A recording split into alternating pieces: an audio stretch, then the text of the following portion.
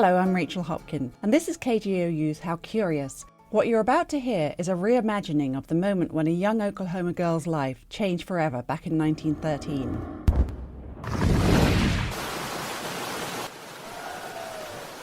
A gusher. A gusher is a daggum gusher. What does that mean? Why, little missy, it means you're gonna be one rich color gal. That's from a documentary on the YouTube channel of The African American History is American History. The girl's name was Sarah Rector, that's undisputed. So is the fact that she was owner of a land allotment which became a huge source of oil. But much about Sarah is unknown, and many accounts of her life contain errors, including the one just mentioned here.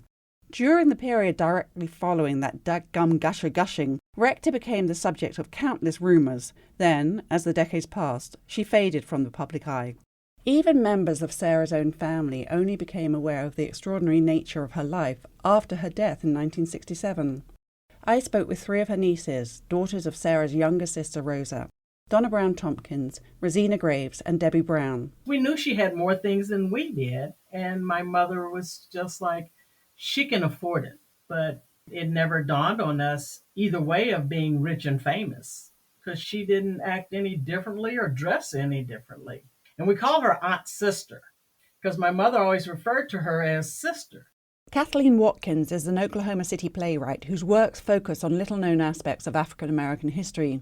She heard about Sarah for the first time in 2017. I was really looking for a subject. I always have my ears open. Then she met up with a friend. She said, "Kathleen, you will not believe what I heard last night." And I said, "What?"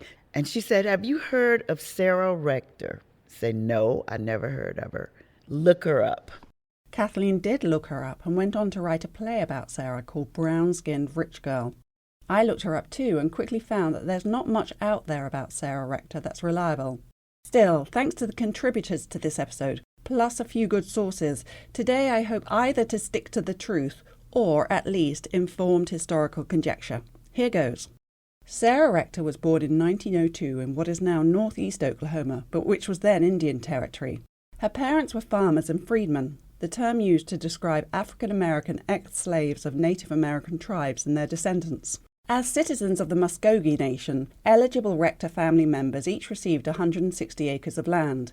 But according to Anita Arnold of OKC's Black Liberated Arts Center, the allotment given to Sarah seemed pretty worthless, at least on the surface. The land that they gave to Sarah was so sandy and rocky. Her father just despaired that it wouldn't grow anything. Right, and he had to pay taxes on it, didn't he? He did. The taxes were around $30 a year, which would be close to $1,000 today. In order to pay the taxes, he signed a lease with an oil company, and that's when they found all this oil. She had one of the largest oil pools ever. Certainly, news of her wealth spread throughout the world, and she was getting marriage proposals. She was just 11 years old. It got my heart because I could only imagine being that age. This is playwright Kathleen Watkins again. And being told that I have all of this money and not really understanding. I mean, within her family, as well as with people in the community, what that must have been like. And then when people began to come from all over to see this little black girl, it must have been so scary for her.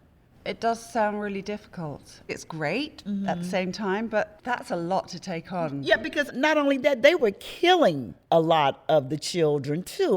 2 years earlier, a brother and sister around Sarah's age had been murdered for their land allotments. Herbert and Stella Sells had lived in Taft, the closest town to the Rector farm, and it's very likely that Sarah knew them. I think that if it had not been for the publicity she got, maybe she would have also been a victim to that. Newspapers around the world had taken up Sarah's story, though, as mentioned earlier, their reports often contain more fiction than fact. People just, I think, wrote what they wanted to write in order to capture people's attention, like oil makes Pickaninny rich.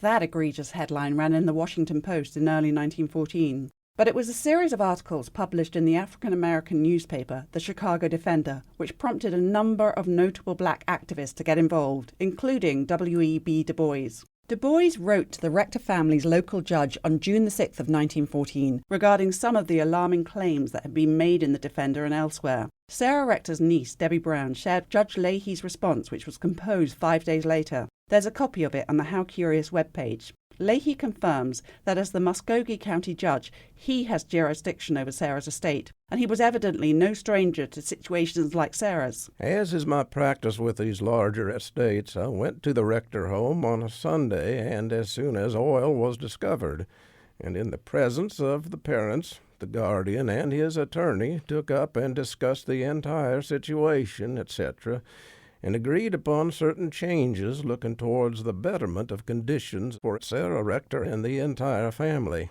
One of them was the construction of a 5-bedroom home, putting paid to claims that Sarah was living in a shack.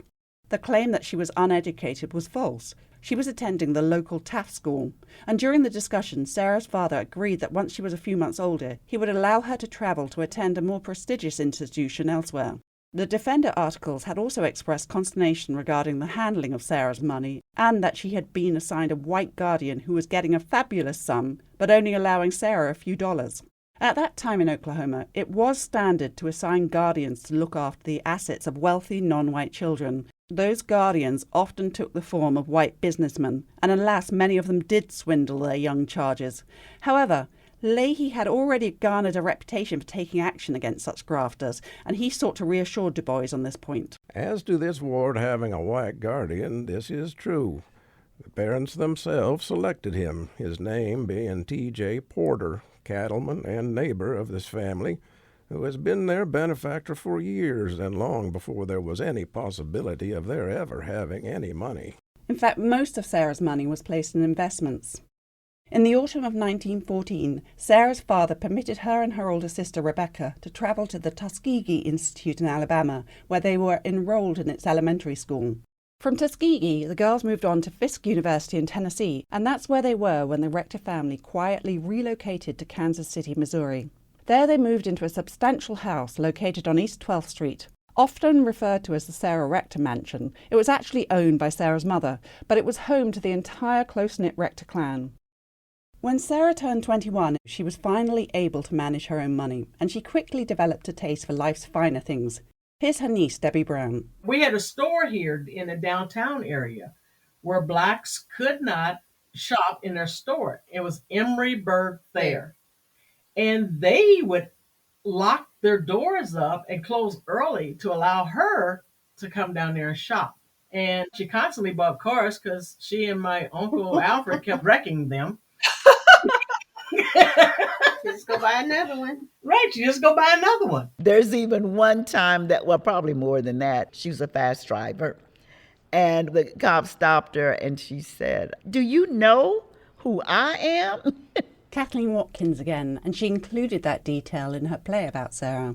Sarah also seems to have thoroughly enjoyed living in one of the hottest jazz scenes in the nation. She did love to party. She did like music. Oh, yeah. She entertained Count Basie, Duke Ellington, and all the big names.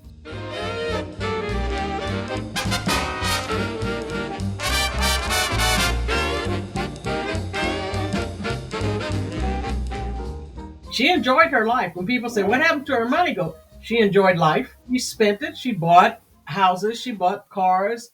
She enjoyed it. Sarah married twice. She was 20 when she and her first husband wed. The couple had 3 sons before going their separate ways after around 7 years. She married her second husband, a Kansas City restaurant owner, in 1934, and they were together until she died. And although the 1929 Wall Street crash apparently caused her to lose a lot of money, she nonetheless remained comfortable for the rest of her life, and very close with her family. So this was one of the things I was thinking about when I was reading about your aunt's story, is how strange it must have been to suddenly be so wealthy, not just compared to everybody else in the town, but everybody else in her family. But it sounds like your family dealt with it really well. She was not kind of like made to be something separate and apart. Is that right? That is correct. Because even when she bought her farm, that's where the family went a lot. And she had a great big old garden. And all the adults that went out, they helped with the garden and planted stuff. It wasn't differentiated that it was her farm. It was a farm where we all went and we just had a good time. And what do you remember about her? Was she kind to you? Was she fun? Oh, well, they was usually sitting around talking amongst themselves, and we just, say, hey, sister, and you go about your business. And as far as I knew, she was nice to me. It was just, you didn't have a real tight relationship. We were not like kids are now. Kids get in adult conversations. When we was growing up, when they was talking about adult things, we were not there. When Sarah died in 1967, Donna was 12 and Rosina and Debbie were in their late teens. As mentioned earlier, that's when they began to grasp how exceptional their aunt's life had been. At the same time, however, they were warned against exploring it too deeply, at least with regard to one aspect. After she passed, I remember my mom and our uncle going to Oklahoma a lot. And they came back one time and got all of us together and said, whatever you hear about Oklahoma or whatever is down there, leave it alone.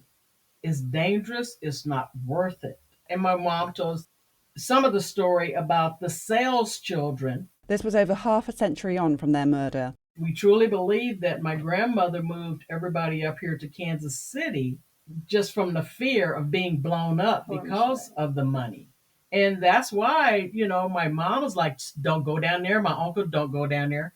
After they passed, just going down there for genealogy and stuff, the three of us, my oldest brother's like, y'all don't need to be going down there. Mama done told y'all, don't go down there talking about you're a rector. And that was only about 10 years, 15 years ago.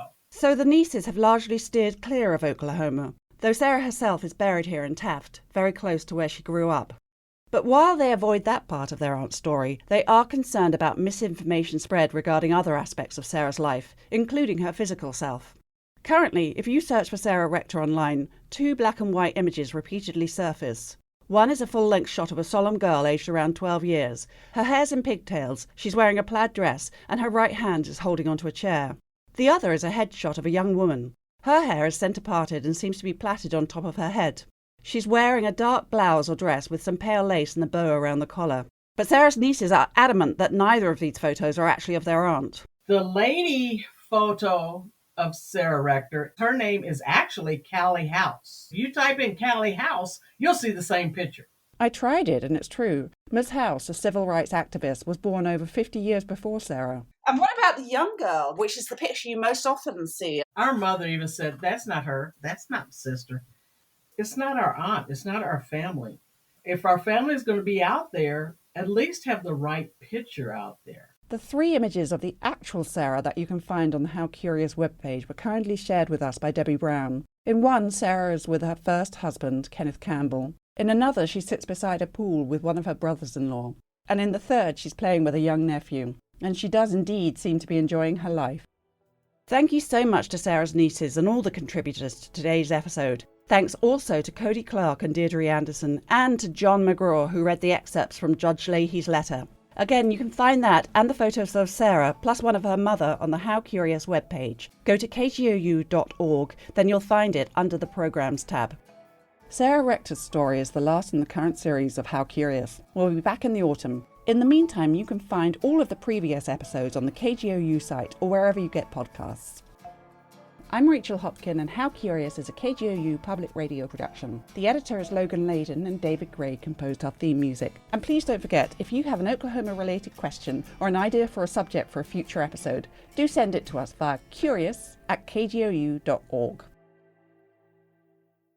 From an Iraq War cover-up to towns ravaged by opioids, to the roots of our modern immigration crisis, Embedded explores what's been sealed off and undisclosed.